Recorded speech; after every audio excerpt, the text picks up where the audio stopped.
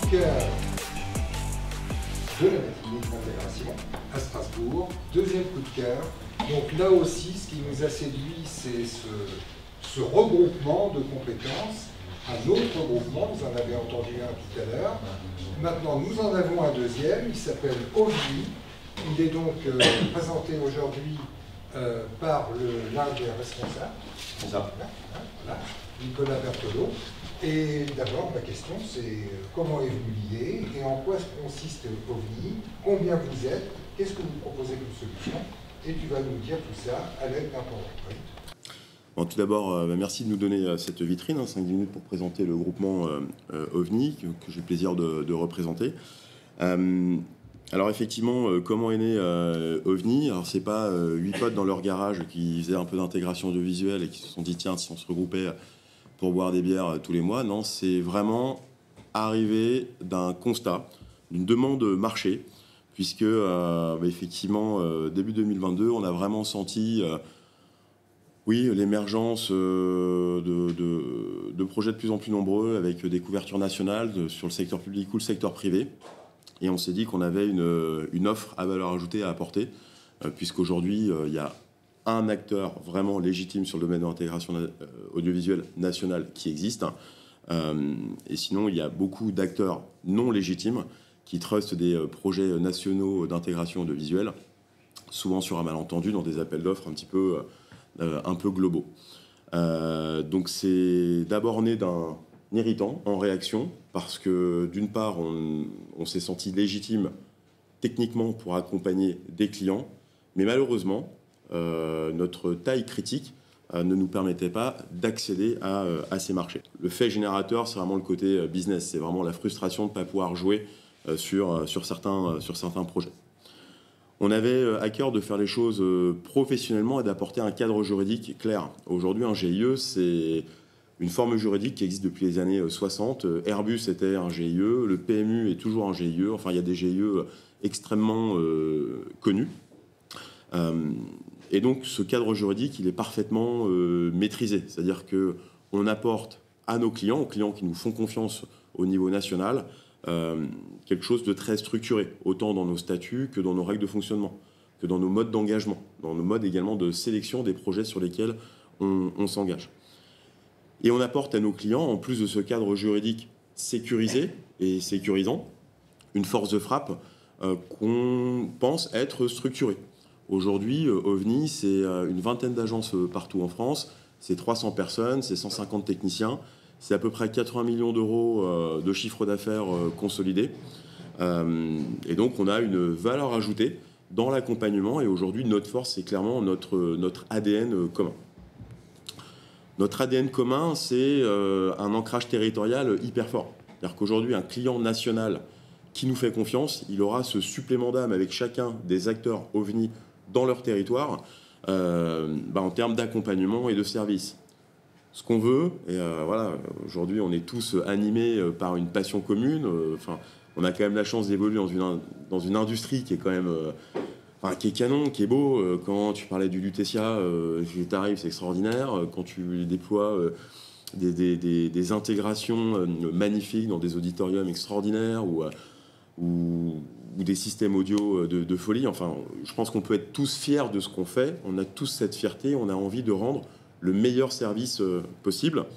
Et au niveau territorial, il y a cette notion de proximité qui est quand même très forte. Vous pouvez avoir dans une organisation 12 moines Shaolin, experts des data centers, des infraréseaux, tout tombe en vrac, et vous avez des équipes extrêmement structurées chez nos clients.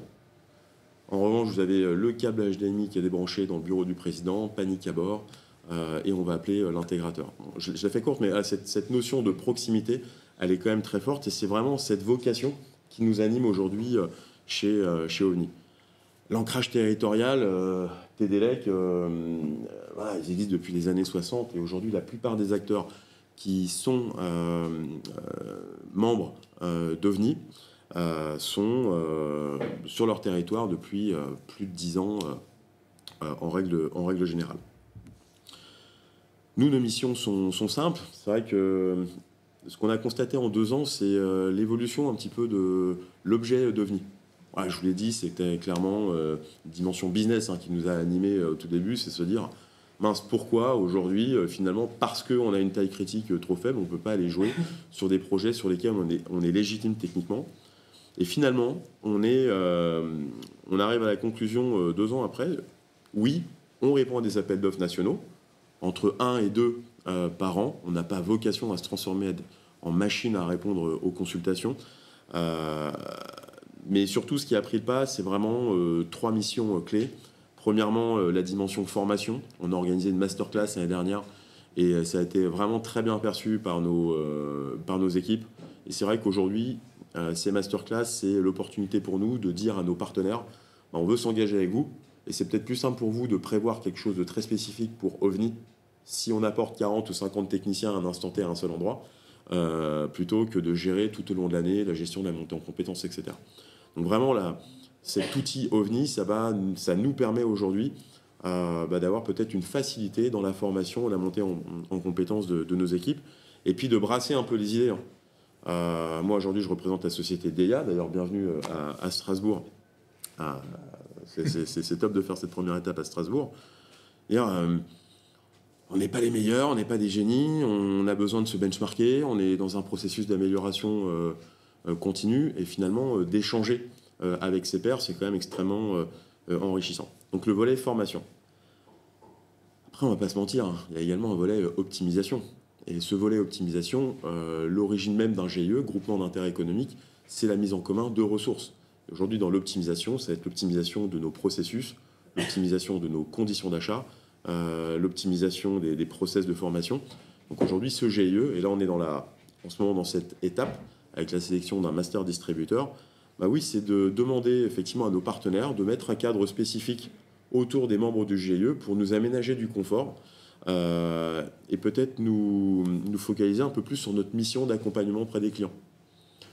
Moi, à titre personnel, je suis toujours très surpris quand j'échange avec nos partenaires. Nos grands constructeurs et éditeurs savent trouver des distributeurs pour simplifier tout le process de facturation, de stockage, etc. En revanche, quand il y a des problèmes, par exemple, c'est à l'intégrateur de subir les 25 process des 25 constructeurs différents pour gérer de la maintenance, du RMA, etc. Bon voilà, donc dans ce côté optimisation, c'est vraiment tous les pans de notre activité qu'on a mis dans la balance. Et puis enfin, la RSE. Alors la RSE, en France, on a un peu les qualités de nos défauts. C'est-à-dire qu'on est extrêmement précurseur et proactif en France. Il y a un contexte normatif qui se met en place de manière très forte. Les entreprises vont avoir 2-3 ans pour s'y mettre, et quelle que soit la taille de l'entreprise, on entend ESG, tout ce qui est rapport extra-financier autour de la CSRD, etc. Mais c'est vrai qu'en France, aujourd'hui, il y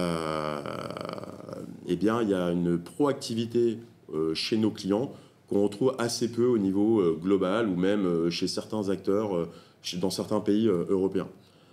Donc on n'a pas la prétention chez OVNI de dire qu'on va révolutionner la démarche RSE, mais on se dit que peut-être qu'à notre niveau, quand on pèse 80 millions sur une industrie comme l'intégration audiovisuelle, qui est une petite industrie finalement, à l'échelle de la cybersécurité, de l'intégration IT, etc., peut-être qu'on peut influencer nos clients, peut-être qu'on peut influencer les différentes parties prenantes et apporter notre pierre à l'édifice. Voilà, donc sur ces aspects, on est également très vigilant et on est en train de structurer notre approche à ce niveau. Merci beaucoup Nicolas. Grâce à toi, on a pu identifier l'OVNI. Absolument. Donc, si vous avez des questions à poser à Nicolas, vous pouvez le faire avant de quitter les lieux. En tout cas, merci à tous les intervenants.